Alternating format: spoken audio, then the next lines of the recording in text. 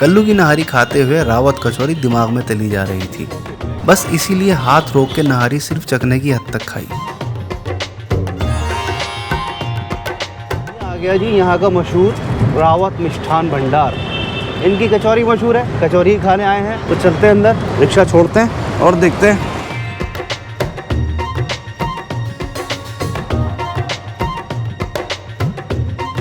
मैंने एक्सपेक्ट किया था कि कोई छोटी सी पुरानी सी हलवाई की दुकान होगी, मगर ये तो काफ़ी बड़ी निकली और अंदर जाने के बाद एक बड़े ब्रांड का एहसास भी हुआ।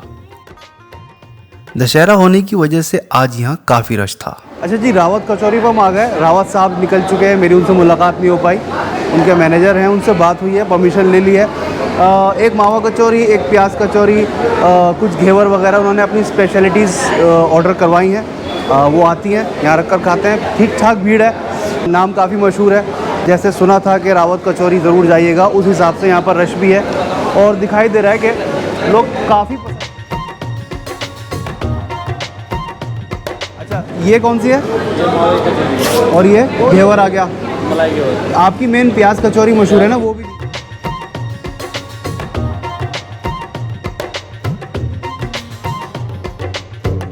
प्याज वाली है। अच्छा, ये कितने की होती है? 40 रुपये। 40 की है। मावा वाली 60 वाली। मावा वाली की 60 की है। और वो जो घेवर आपने दिया वो क्या रुपए किलो है?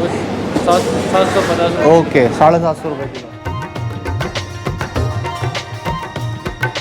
अच्छा जी, 40 की ये प्याज कचौरी जो मेन इनकी मशहूर है। ये मावा कचौरी मुझे लग रहा है मीठी है, मेरे लिए नई चीज़ है। और ये घेवर इनका कुछ स्पेशल है, इन्होंने ये भी दिया। अरे आप लोग, आप प्लीज़ खाइए ना, मुझे प्रॉब्लम नहीं होगी, आप लोग क्यों डिस्टर्ब हो? अच्छा जी, चलिए इसको शुरू करते हैं। एक फैमिली हमें देख के यहाँ से चली गई, उनको लगा कि शायद हम डिस्टर्ब हो जाएंगे। ये गर्म है, भाप छोड़ रही है भाई। हमारे लोग कितने स्वीट होते हैं। वो फैमिली मुझे वीडियो शूट करता देख के पूरी टेबल मेरे लिए खाली छोड़ के दूसरी टेबल पे चली गई। तो ये इसकी स्टफिंग है। और यहाँ ये ट्रेडिशनल नाश्ता है, जयपुर में ये काफ़ी चलता है नाश्ते में। तो हमने भी सोचा कि वेज नाश्ता इसी का करेंगे। बहुत डिफरेंट सा टेस्ट है, मैं टेस्ट समझाने की कोशिश करूँगा। टेस्ट आज बताना मुश्किल होगा।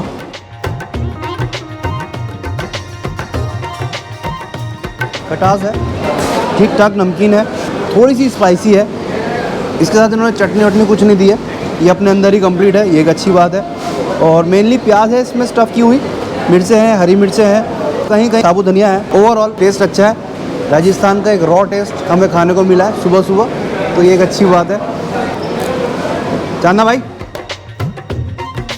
चांदना साहब अब तक मुझे सिनेमाटोग्राफी की टिप्स देना शुरू कर चुके हैं। अच्छा जी, ये मावा कचौरी मेरे जहाँ तक समझ पा रहा हूँ इसके अंदर खोया भरा हुआ होना चाहिए, बाकी तोड़ के ही देखूँगा। और बहुत ज़्यादा शीरे में डिप है। ये देखिए,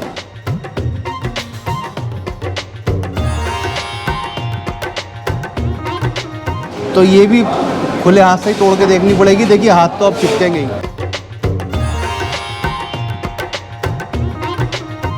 तो इसके अंदर इन्होंने क्या क्या भरा हुआ है यार।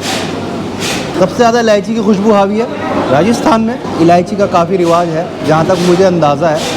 बहरहाल इसको खाकर देखते हैं। सबसे ज़्यादा इलायची की खुशबू आ रही है।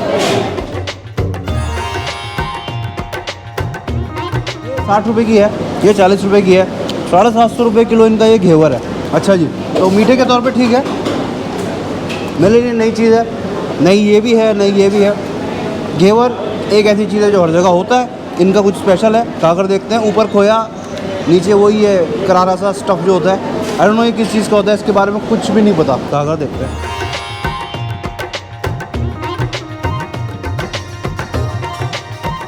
केसरी रंग है बहुत ज़्यादा, सबसे ज़्यादा। उसके बाद इसका टेस्ट देखते हैं। इससे अच्छा ये है फर्स्ट, सेकंड, थर्ड। इसमें खुशबुएं बहुत हैं। ऊपर ये जो सॉफ्ट सॉफ्ट खोया लगा हुआ है, इसमें हल्की सी नमकीनियत है, हल्का सा सॉल्टी है। ओवरऑल मीठा है, खुशबू है केवड़े वगैरह की खुशबू अच्छी खासी। हाँ, इसमें इलायची की वो खुशबू नहीं है जो उसमें है। ये जो इन्होंने केसरी रंग लगा रखा है, इससे ये ब्यूटीफाई हो रहा है। टॉपिंग थोड़े से ड्राई फ्रूट से की हुई है। ओवरऑल अच्छा है, मीठा बहुत है, ठीक ठाक मीठा है। अगर आप हल्का मीठा खाते हैं तो उसके हिसाब से ये तेज़ मीठा है। सबसे पहले तो मैं आपको बता दूं, आज दशहरा है, मेरे साथ एक बड़ी क्यूट सी फैमिली है। सबसे पहले आप सबको दशहरे की बहुत बहुत शुभकामनाएं मेरी तरफ से, चैनल की तरफ से। हैप्पी दशहरा।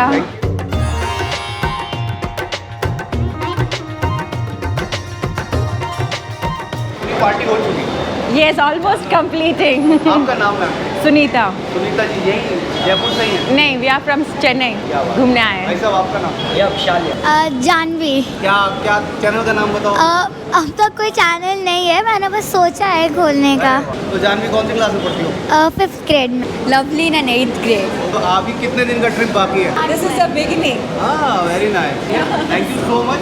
आप लोगों ने रिस्क ज़ाया ना होने देने के मकसद को चांदना साहब बड़ी जिम्मेदारी से पूरा कर रहे थे। ये एक अच्छी बात है। विनोद डूडी। नहीं, मैं आर्मी एरिया में रहता हूँ। मैं स्टूडेंट लाइफ से यहाँ पे, मतलब ये हमारा बस का रूट था कॉलेज जाने का। अरे वाह, तो जब 5 रुपए की कचौरी थी तब से खाए हुए हैं हम। मतलब पुरानी यादें भी जुड़ी हुई हैं और जायका भी जुड़ा हुआ है। जायका तो अभी से हाँ, क्योंकि मेनली वो प्याज कचौरी मशहूर है ना। सिर्फ वही खाने हैं। एक्चुअली राजस्थान में क्या है, हाँ। आपको कचौरी खानी है ना, कचौरी मिर्ची वड़ा जो भी ये होते हैं, मतलब ये है जोधपुर के फेमस। तो ये रावत जी वहाँ से यहाँ आए हुए हैं, तो इनका जो रेसिपी है ना, हाँ उसी के रिलेटेड है। तो उसमें जयपुर में किसी के पास ये रेसिपी नहीं है। जयपुर में यही नंबर 1 है प्याज कचौरी में। सही है, thank you so much sir. जाना साहब चलें। शंकर जी रावत मिष्ठान भंडार के सबसे सीनियर स्टाफ थे। इन्होंने मुझे हाथ से इशारा करके कहा कि आप अंदर आइए। सो मैं दूसरी तरफ से घूम के अंदर गया। अब जो कुछ ये दिखाने वाले थे वो मैंने बिल्कुल नहीं सोचा था।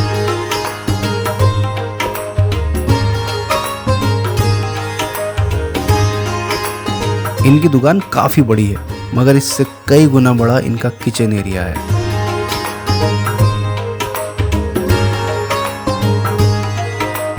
शंकर जी ने मुझे बड़ी दिलचस्पी से पूरा किचन एरिया विजिट कराया, और वो भी मेरी दरख्वास्त किए बगैर। मैंने इनके इस जेस्चर को जयपुर की तरफ से एक तोहफा महसूस किया। खैर, आप कचौरियों और मिठाइयों की मेकिंग मुलाहिजा कीजिए।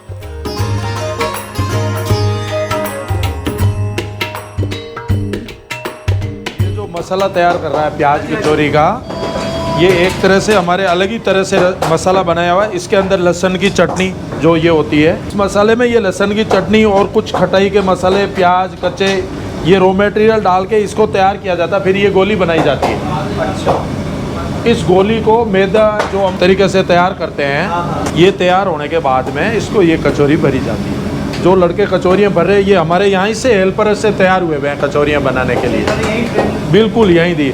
और एक एक आदमी पर डे में 500 कचौरी भरता है, लमसम 500 कचौरी पर आदमी। गुजरात से मूंगफली का तेल मंगवाते हैं, सालवेंट तेल, उसके अंदर ये अच्छे से फ्राई की जाती है कचौरियाँ।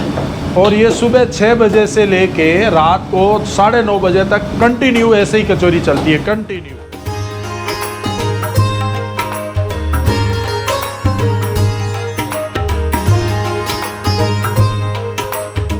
अब ये दूसरे कारखाने मुझे लेकर आए, यहाँ इनका घेवर बनता है।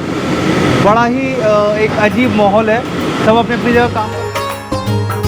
शंकर जी हर चीज़ तफसील से बताते जाते और आगे बढ़ते जाते।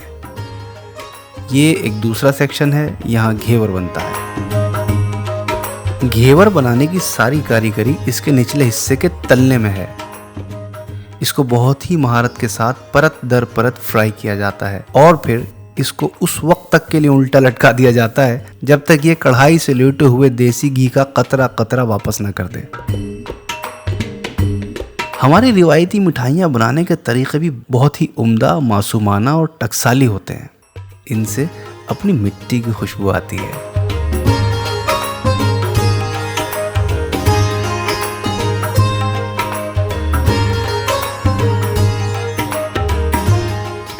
इतनी बड़ी कढ़ाई मैंने आज पहली बार देखी।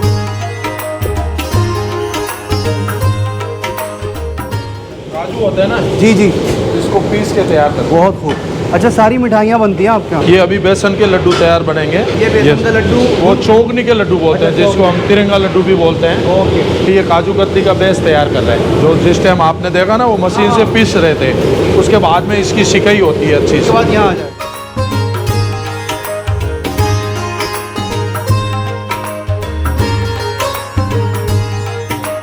ये अखरोट की बर्फी जो हमारी स्पेशल बर्फी है उसकी सिकाई हो रही है। ये रसगुल्ले तैयार हो रहे हैं छेने के। शंकर जी को इस काम का काफी गहरा इल्म है। काजू की बर्फी, अखरोट की बर्फी, रसगुल्ले, घेवर, मैं इस वक्त इंतहाई मीठी दुनिया में सांस ले रहा था। मुझे अंदाज़ा नहीं था कि मैं रावत कचौरी खाने जा रहा हूँ और यहाँ पर इतना सब कुछ देखने को मिलेगा। पूरी मिठाई की फैक्ट्री है, कई छोटे छोटे यूनिट्स हैं और इतने बड़े लेवल पे मिठाइयाँ बनती हुई मैं पहली बार। सर इधर से ही निकलना है? मुझे लगा अब हमारा दौरा खत्म हुआ, मगर पिक्चर अभी बाकी थी।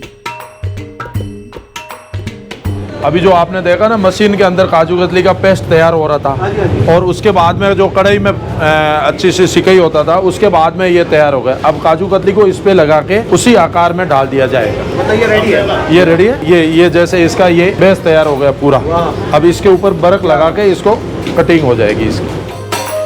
हमारे यहाँ जितना भी काम होता है हैंडवर्क काम होता है, प्लांट या मशीनरी का कोई काम। हिंदुस्तान वो सरजमीन है कि जहाँ के इंसान मशीनों से ज्यादा सलाहियतें रखते हैं। आखिरकार शंकर जी ने बड़ी बेनियाजी के साथ माइक वापस किया और मैं समझ गया कि अब अगली मंजिल पर रवाना होने का वक्त है। हमारा आज का अगला पॉइंट है मोहम्मदी पैलेस।